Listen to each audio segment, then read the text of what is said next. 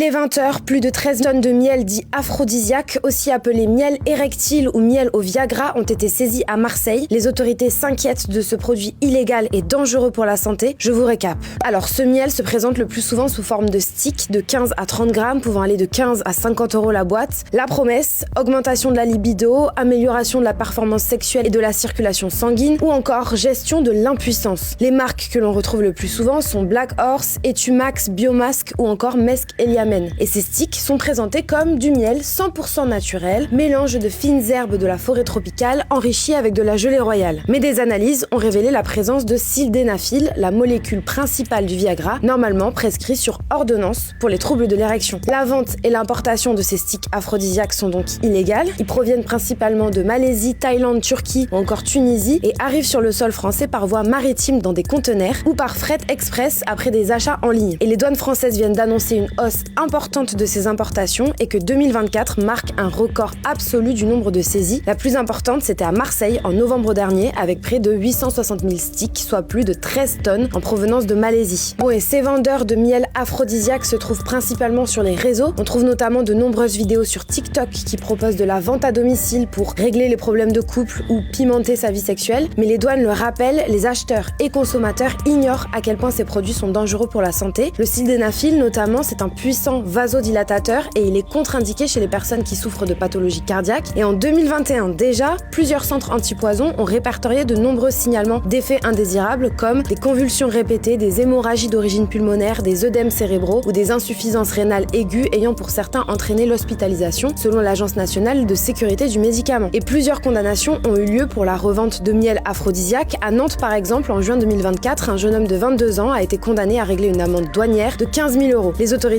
ont déjà appelé à ne surtout pas consommer ces produits et à les détruire. On vous tiendra au courant sur Brut.